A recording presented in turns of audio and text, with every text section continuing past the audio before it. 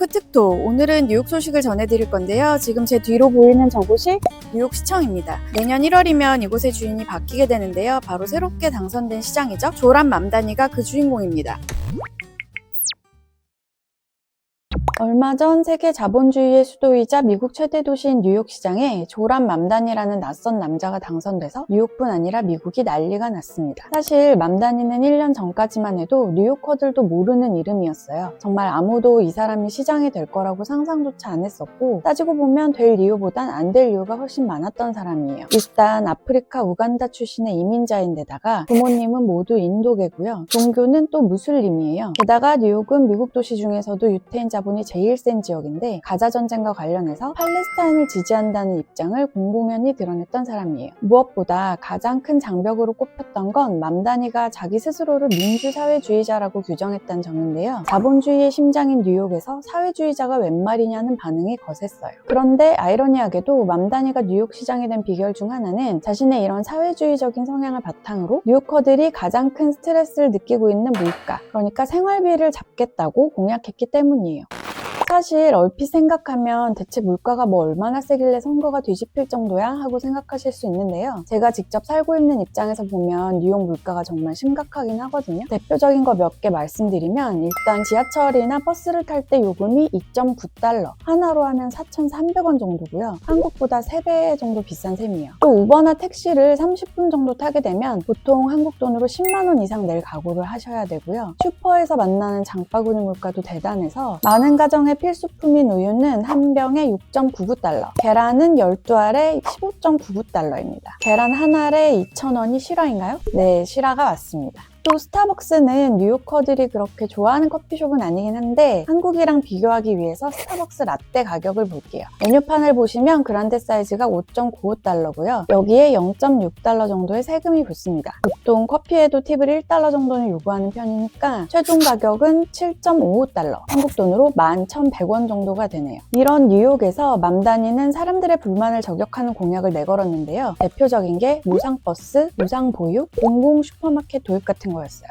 사실 어떻게 보면 이게 정말 되겠어 싶기도 한데, 사람들이 이런 공약에 환호하면서 결국 선거에서 대이변이 벌어진 거죠. 근데 이런 맘다니 공약 중에 제일 셌던 거는 모든 뉴요커들의 가장 큰 고민인 집값을 잡겠다고 한 거였어요. 보통 뉴욕시 인구를 말할 때 850만 명이라고 잡고 주택은 350만 채 정도 있다고 보거든요. 근데 이 주택 중에 3분의 1이 자가소유주택, 3분의 1이 월세, 또 3분의 1이 임대료 인상을 제한하는 임대료 안정주택들이라고 해요. 근데 맘다니가 바로 이 임대료 안정주택의 가격을 동결하겠다고 약속한 거고요. 그게 상당히 먹혔다, 이런 평가를 받고 있습니다.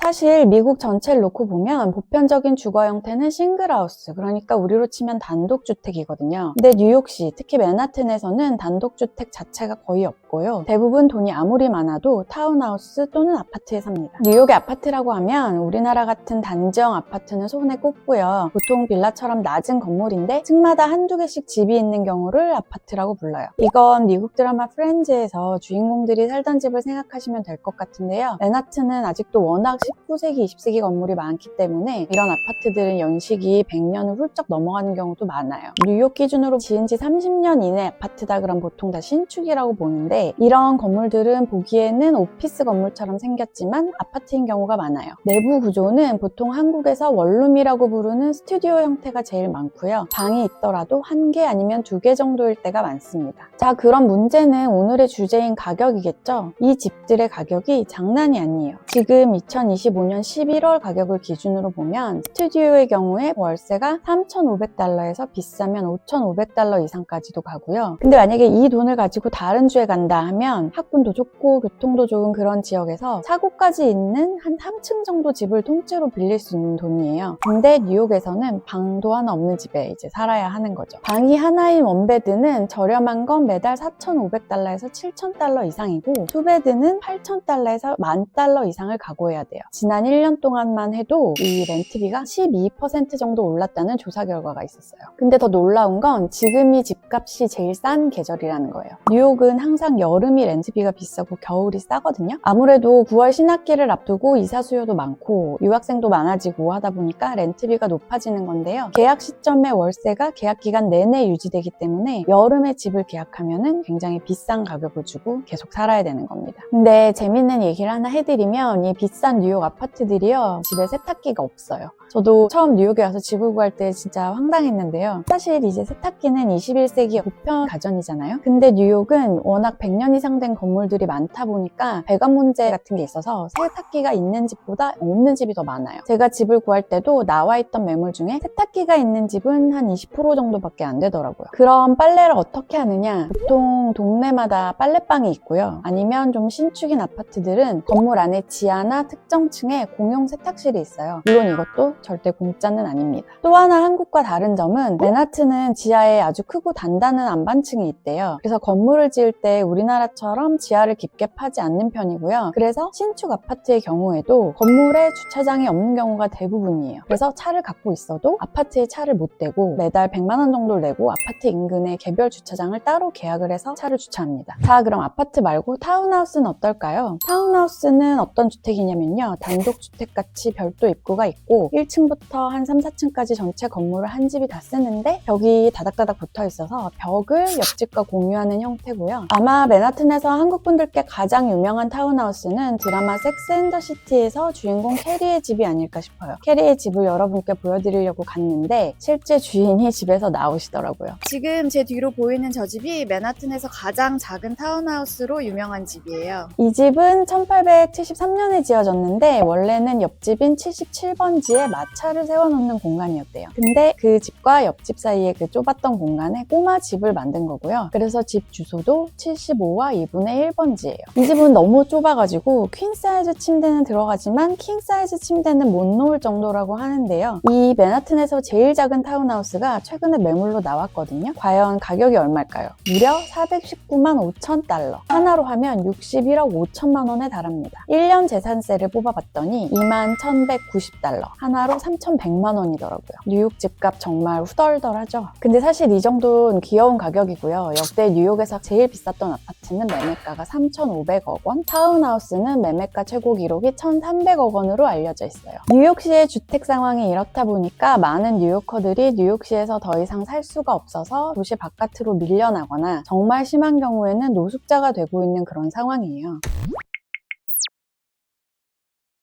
뉴요커들은 이 뉴욕이라는 커뮤니티에 대해서 굉장히 자부심도 강하고 애정도 많다는 걸 느끼는데요. 뉴욕이 점점 더 살기 힘든 도시가 되고 특히나 또 가정을 꾸린 뒤에 살아가기가 너무 어려운 곳이 돼가다 보니까 제가 선거 때 표심 인터뷰 같은 걸 해보면 뉴욕 시민들이 이 부분에 대해서 굉장히 걱정을 많이 하고 분개하는 모습을 볼 수 있었어요. 민주사회주의를 외치면서 뉴욕의 물가를 잡겠다고 나선 맘다니, 그 성적표는 내년이 되면 알 수 있을 겁니다. 오늘 뉴욕의 물가 얘기 재밌으셨길 바라면서 지금까지 뉴욕이었습니다.